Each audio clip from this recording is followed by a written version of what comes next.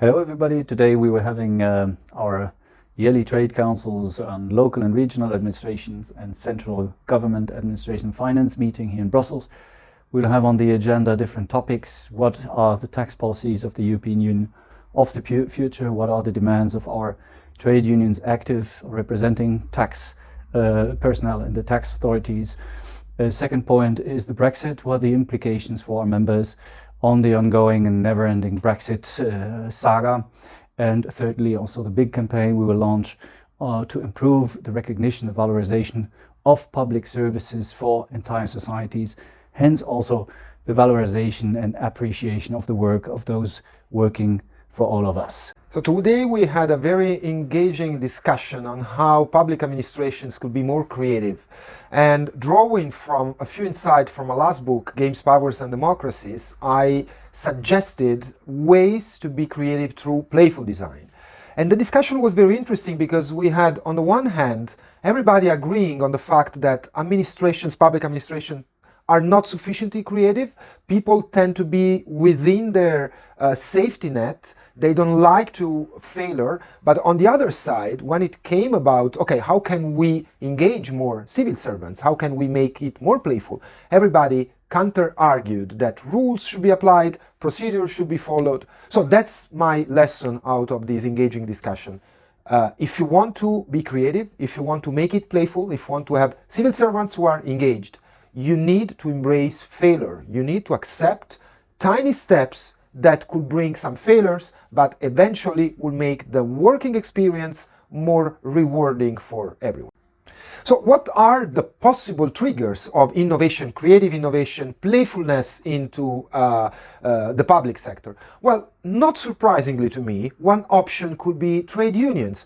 Trade unions, in spite of being sometimes perceived as actors that perform an odd way of exercising power, can actually be very powerful in installing new ways of working in public administrations. So just one example. What about the trade unions that proposes some innovative workshops where civil servants are put at stake with actual challenges and the trade union becomes the real trigger of innovation? I believe that this is a win-win solution, both for the public sector and for trade unions. The EU has done a lot in the past 5 years to counter tax fraud and tax avoidance, but much remains to be done, and especially regarding the digitalization of the economy, to ensure that any company pays its fair share in each country where it makes profits. And that's why the EU should remain united, both to discuss at international level. There is an ongoing international reform that aims at looking at how to reallocate taxing rights and how to ensure minimum taxation, but also to ensure that internally the needed reform being implemented. Some files are stuck right now by member states, such as a common consolidated corporate tax base. We encourage the Commission and the member states to move on and to tackle the challenges altogether. Ok, allez. Donc en ce qui concerne l'imposition numérique, de l'économie numérique, ou l'imposition digitale, on revient de loin parce que déjà en 2018, on a commencé avec une consultation publique là-dessus. Et à l'époque, l'UFE et aussi la CESI ont participé à cette consultation publique parce que nous, c'est dans notre intérêt que cette économie numérique est imposée de manière convenable, comme il se doit pour toute activité économique. Alors, tout le monde le sait, il n'y a pas d'avancée en ce sens que les pays membres de l'Union européenne n'ont pas trouvé d'accord parce qu'il y avait les deux systèmes, donc un système d'abord système intermédiaire des 3% sur les bénéfices réalisés de l'économie numérique, et ensuite une deuxième phase qui était beaucoup plus difficile à accepter par les États membres de l'Union européenne, de sorte qu'à la fin, il n'y a pas eu d'accord sur cette imposition.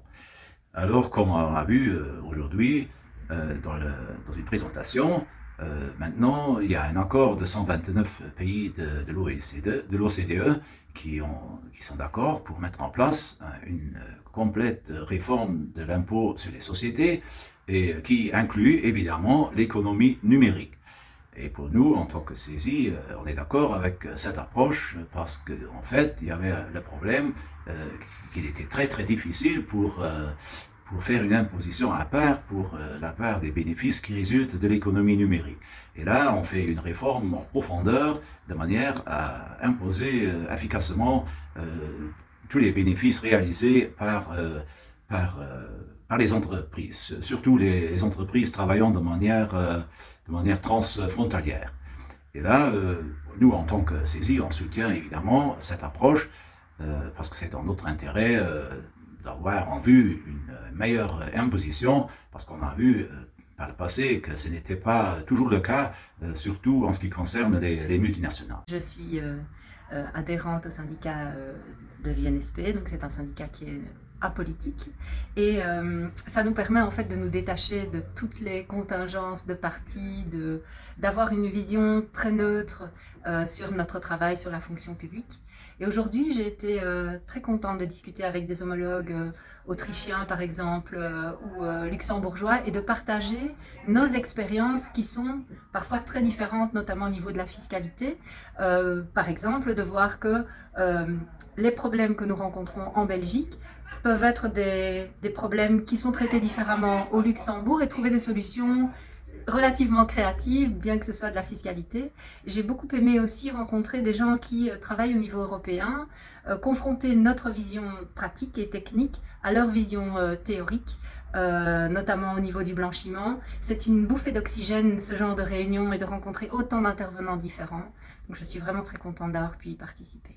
Voilà, aujourd'hui on a parlé notamment de la taxe sur les transactions financières, et on voit bien qu'au niveau de l'EU, il y a beaucoup de problèmes à trouver un consensus, c'est-à-dire beaucoup d'États membres ont leurs propres idées là-dessus, et pour trouver un consensus à 27, qu'on n'est plus 28, à 27 c'est pratiquement impossible tant qu'il y a le devoir d'avoir une majorité absolue. Et ça, c'est un grand problème. Et bon, comme la taxe sur les transactions financières, c'est sûr que jusqu'à nouvel ordre, il n'y aura pas de consensus là-dessus. Le syndicat unifié des impôts directs, on a un très très grand problème, c'est-à-dire que le ministère des Finances ne nous a plus donné le budget pour avoir, par exemple, le code fiscal. Mais le code fiscal, c'est quand même un outil absolument indispensable à nos fonctionnaires, à nos jeunes qui sont en pleine formation. Et là, prochainement, le 12 décembre, on a une réunion avec le ministre des Finances pour voir quels sont les critères pour qu'on n'ait plus le code fiscal. C'est une bonne question, et voilà, on espère trouver une solution. Ich komme von der Gewerkschaft Sloves, der die öffentliche Dienst in Slowakei vertritt. Aus dieser Sitzung interessiert uns besonders Themen wie Steuer und Projekt Pulsar. In der Slowakei haben wir einige Steuersätze. Die Probleme mit Steuerbetrug und Steuerhinterziehung haben wir auch.